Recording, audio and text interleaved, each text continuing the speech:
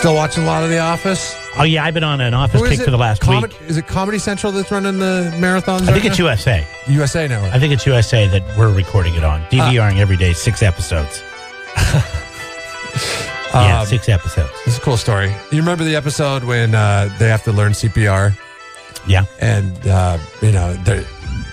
Michael Scott's like, oh, you got to do it to the whole, staying alive. Yeah, that's what they say, right? Isn't that what they say? That's what they taught me in my CPR class, too. But Natalie Belcedo was walking the campus of Central Michigan University the other day, and there was a squirrel that had got into a pool on campus and drowned. Oh, I saw this is a viral video going around. Somebody scooped the squirrel out of the pool, and they set it there, and she's like, well, we got to do something to save it. What can we do to save it? She's like, well, let's try to give it CPR.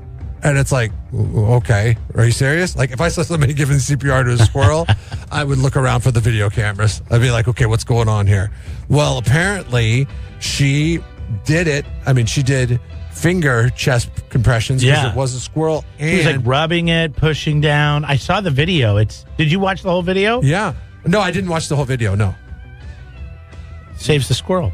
Yeah, she ends up saving the squirrel. She took it back, like it coughed up the water that it got into its lungs and was breathing. Then it was like kind of lethargic, so she wrapped it up into a towel and then warmed it with her hair dryer back in her dormitory. She's got her hair dryer out warming a squirrel. What would you do if your roommate came home? If you came home and your roommate's got a squirrel in a towel drying it with her hair dryer? I'm putting in for a new roommate. Come on, it's not that bad. They're cute little creatures. They might have rabies. She released it back outside where it quickly scampered up the tree, and everybody is hailing her the hero this morning. Who was this again? Her name was Natalie. Was it Natalie? Yeah, Natalie Belcedo. And what's the time with The Office? Well, she says she knew how to give CPR chest compression. From that episode. From watching that episode in season 5 of The Office. Okay, now this is really weird. This video that I saw, completely different than the video you saw, because now that I remember that it was a guy, and he found a squirrel floating lifeless in his pool, got the squirrel out, nursed it back to life the same way, and then the thing got up and it went away. It wasn't a woman. But she said that she saw this on The Office. She didn't see this viral video going around. No. Because this is a viral video that's been going around for the last 2 months. Are you? Oh, no, this is just... It was like a chipmunk or a squirrel, something. That makes me think. What, you think this whole thing's a lie? Maybe she's got a different spin on it. Maybe she's got a different angle on it, and maybe she works for NBC, or maybe she's trying to get a job with NBC. But The Office isn't on NBC. Maybe she's trying to get a job with USA or Comedy Central, where I was running those Office CPRs. Or Office reruns. No, this happened on the campus of Central Michigan. She wrapped it up in a towel. Wow, that's pretty wild. So there's Nat Bell 7. A number of people. Nat Bell 7 is her Twitter handle. There's a number of people out there that are saving squirrels after they almost drowned. How does a squirrel almost drown? Like, what, do they fall out of trees into the pool? You don't think they just walk in, do they? Maybe they're chasing something. Have you ever seen a squirrel when they get spooked by like an animal or something else? Like, it'll be going along its regular day, and then like a dog will come up and go, and then all of a sudden that squirrel will jump like 10 feet sideways. And you're like, that's weird. How does a squirrel jump sideways? Maybe that's what happened. I don't know. Nobody knows. Yes, somebody saved the squirrel out of the swimming pool. Natalie luckily saw that episode with Ken Jeong where he's giving CPR classes in the Office in season 5 and ended up saving the squirrel's life. My question for you and for everybody else is, what is the most important thing you have ever learned from a TV show? The most important thing I've ever learned from it. Well, it'd probably be Survivor, man. Even though I've never... Have you applied it, though? I have not applied it. I'm talking about every how to day. fashion a shelter. I've not fashioned a shelter yet. Or did you see the one where he was in the desert and he had no water? And he found a styrofoam cup and he dug a hole in the sand. You told me about it. He peed in the styrofoam cup. I have no idea how the guy had saran wrap, but he had saran wrap. And he put saran wrap down, and then he put rocks on it, and so it created like a greenhouse effect, and the water came wait a second. No, I'm wrong. I did this wrong. He peed in the hole. He got all the sand wet. He put the styrofoam cup clean in the middle. He put the saran wrap over the top, put rocks on it, and then it created a greenhouse effect. And all the moisture, all the water that was in the urine came up, got on top of the saran wrap, and then he put a rock in the center of it so it all funneled down into the cup, and then he had to drink water. He put a little pebble in the center of the top of the saran wrap? Yeah. Oh, okay. And so it would all the moisture would funnel down. Brilliant. But Was it going to last you another couple hours? Well, okay, I'm going to live another couple hours because I got like one sip of water. I don't know. But will you ever use that in everyday life? I would drink, yes. If it was my own pee, yes. If it was your pee, I would have a really hard time. If it was anybody else's pee, I would. But for my own, I was like, it's my body. Sure, I'll do it. Now, this is not really a TV show. It was I think it was like a snippet on Sports Center once or something. But mine is the whole Bill Belichick peanut butter sandwich thing. That is something that is the most important thing I've learned from watching TV. The most important thing ever from watching TV. Yes, is how to properly make a peanut butter jelly sandwich. Like I did it wrong for 40 years of my life until I saw that segment where and I don't even know what I saw it on. I'm giving ESPN credit on this. I shouldn't be because I don't know what I saw. You learn more than you think. Like I learn stuff from watching the news all the time. Yeah, I know but this is definitely the most important thing that I have ever learned, and that was how to make the proper peanut butter and jelly sandwich. I learned it from Bill Belichick, and it was actually I learned it on. And you've done this? Because I did it last weekend. All the time. Like I said earlier in the week, and I don't like it because the jam doesn't, it's kind of a messy when you put the jam on. It's like when you put the jam right on the bread, it kind of absorbs in and it's easy to spread. If you like a lot of jam. That's the thing. This is not the way to make a peanut butter and jelly sandwich if you liked a lot of jam. I like if I was to do the split on the peanut butter and the jelly, I would say my peanut butter ratio is about 70-30. 70. Oh, I'm right there 70 with you. Peanut butter, and then jam is 30, maybe even less than 30. You try to go 50-50, it's going to be a mess. It's going to squish out. You can't do it. Yeah, if you're down with 70-30, I think that's the best way to make the sandwich. I really do. Slow Joe writes in on the 805 text line at 543-3693. He says, never separate from a group. It never ends.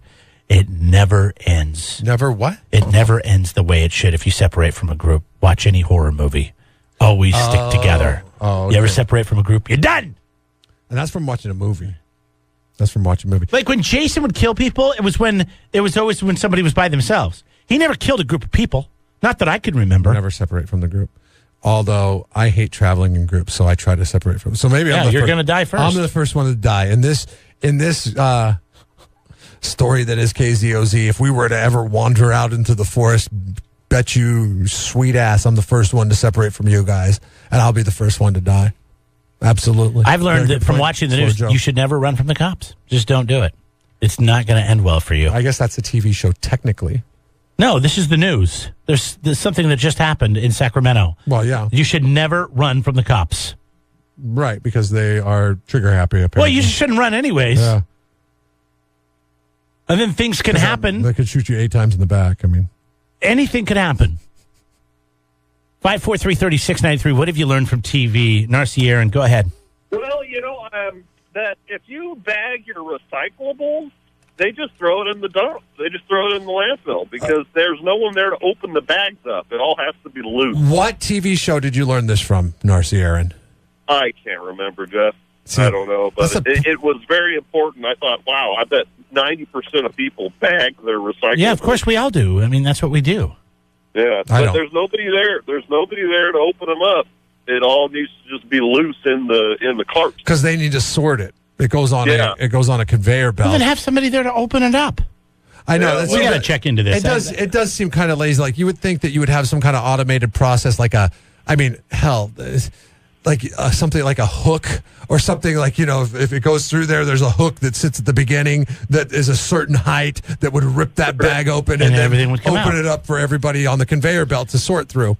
It's all machines. It's all done by machines. I don't think they have a guy there that just opens all the bags up. All right. Well, thanks, bud. You bet. That's good to know, but maybe we should create that job. But do I have to change I have a recycle and it's next to my garbage. And when I'm done, I just tie the bags together. One in the garbage can, one in the recycle can. You're just making that mountain bigger. Cold Mountain is getting bigger and bigger because of you. Yeah. Mr. I hate styrofoam. I'm looking into this right now. I can't properly recycle. See, I live in the 5 cities: Rio Grande, South County Sanitation. They got nothing on the website about directions on. How to recycle. I've heard like recycling rules. I think subconsciously I've heard this before because we make it a Services. point. We make it a point not to bag our recyclables. But the problem with that is if you're drinking a soda or something and you put it into a plastic container, you're always washing out that plastic container, which we are constantly every week. That's so gross. We have to wash out this plastic container that we put our recyclables in because something inevitably sticky will get in there. My kids, and I don't think these are recyclable, but I'm one of those people that I'm just like, you know what? Everything's recyclable. You know what I'll say is a pretty bad thing. But like popsicle sticks, they'll put popsicle sticks in the recyclable, and that drives me nuts because it sticks onto the side, and I go to wash out the thing, and it's impossible to get it off because I never looked at the ingredients of popsicles, but next to sugar must be glue. Must be super glue. Ooh. Must be crazy glue. Must be flex glue. Because it is those things are impossible to get off the side. They have what I love about South County Sanitation, and I think they do just about everybody south of the grade, is they do these cleanup weeks. I want to give them a little props for this because this is something I've never dealt with or seen anywhere else I've lived. And a couple times a year, you can put as much crap out there as you want, and they'll take it away. And if it's a really large item like a treadmill, they charged us $10 to take away a treadmill. Nice. I had to haul it out there. But dude, those things weigh hundreds of pounds. $10, they took it away. Plus all my extra boxes and. But there's like one day out of the year, right? Barbecue. You got barbecue, you can't get rid of it. One day out of the year. $10, they'll take it. One day out of the year, though, right? It's twice a year. Oh, twice a year? Yeah, and the one coming up in Rio Grande, a little public service for you kids. It's actually in a couple of weeks here, the 16th through the 20th. That week they'll be doing the cleanup. Oh wow, week after next. Yeah, so if you live in the can I bring my stuff to your house? No, you cannot. Why? Grover Beach is the same. Shell Beach. It's actually Pismo through Napomo. Is that week, 16th through the 20th. I have these doors. You know these doors, the ones that open, they fold out. They're kind of like accordion, but they're just two panels. Sure. So they fold out like that. I had to take them off to get the washer and dryer into the washer and dryer area. And I don't like the look of them anyway, so I took them off. But now these things just, I don't know what to do. It's like, what do I do? You live in the North County. Just burn them son of a bitches. Yeah. There's like 6 layers of paint on it. I'm sure they'll burn just fine. Good morning. Jeff and Jeremy in the morning on 93.3 KZOZ.